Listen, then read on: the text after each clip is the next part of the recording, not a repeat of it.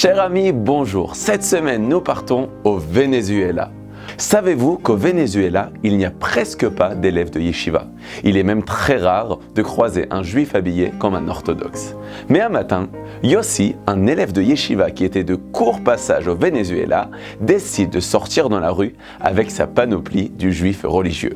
Costume noir, chemise blanche et chapeau noir. Jeff, un étudiant juif, aperçoit Yossi de l'autre côté du trottoir. Il traverse aussitôt, poussé par la curiosité de lui demander d'où vient cet accoutrement. Yossi lui explique qu'il étudie à la yeshiva et que c'est la manière dont s'habillent les juifs fidèles à la Torah. C'est une façon noble de se vêtir comme un fils de roi doit s'habiller. Chaque juif est le fils du roi des rois. Jeff ne connaît pas du tout le concept de yeshiva et ignore même tout de la Torah. Ils se mettent à discuter pendant plus d'1 heure et demie. À la fin de la discussion, Jeff en sort captivé et lui demande où se trouve sa yeshiva.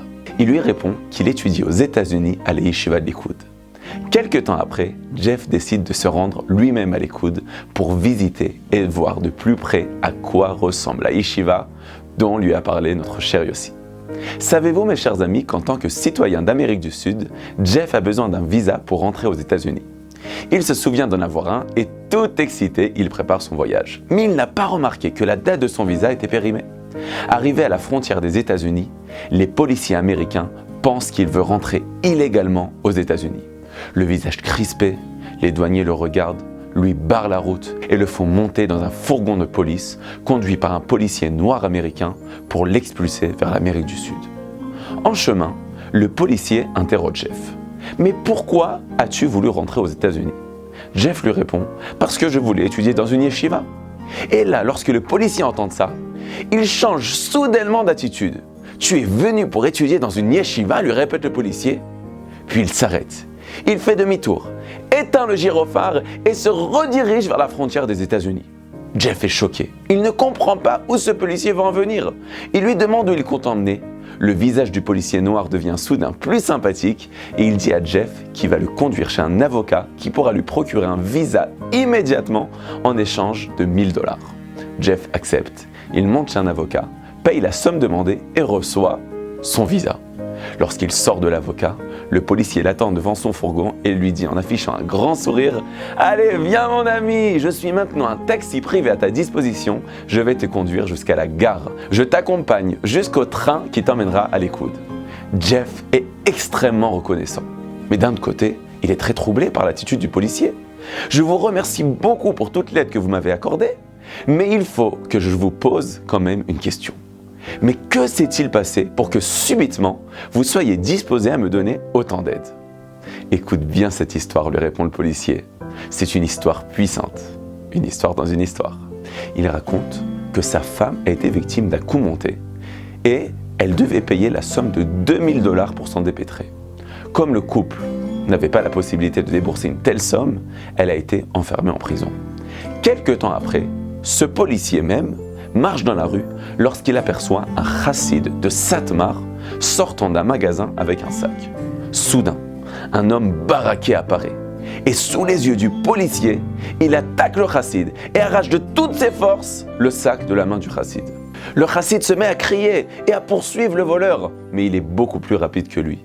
Il n'a aucune chance de le rattraper. Le policier, en revanche, est en bonne forme. Il poursuit les voleurs, lui court après, l'attrape, le couche sur le trottoir, appelle une voiture de patrouille et rend le sac au chassid. Le chassid est tout ému. Il remercie chaleureusement le policier en lui expliquant que son sac contenait une très grande somme d'argent. Le policier lui répond qu'il est inutile de le remercier car il n'avait fait que son devoir. Mais le chassid insiste. « Non, vous m'avez sauvé et je voudrais vous témoigner ma reconnaissance. » Pas seulement par des paroles. En entendant ces propos, le policier lui confie que sa femme est en prison car elle n'a pas pu payer les $2000 de caution. Le chassid, sans hésiter, sort immédiatement la somme de $2000 et lui donne. Le policier lui demande à son tour « Mais comment moi je vais pouvoir vous remercier ?»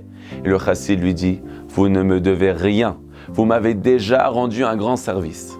Mais puisque vous insistez, je vous demande néanmoins que si une fois vous rencontrez un autre juif en détresse, n'hésitez pas à l'aider. » Le policier est un peu troublé. « Mais comment je vais savoir qui est juif à qui aider ?»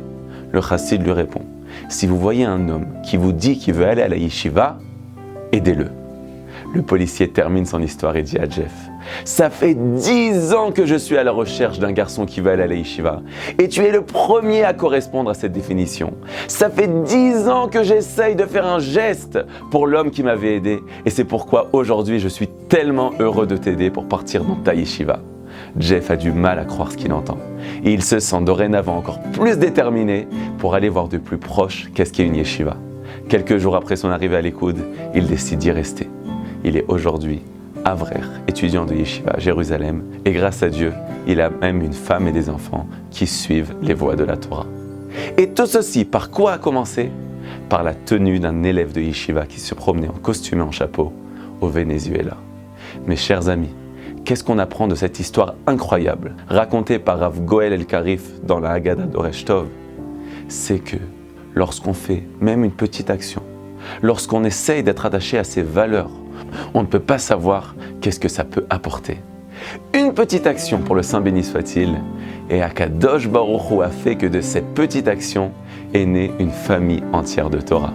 Mes chers amis, Shabbat Shalom.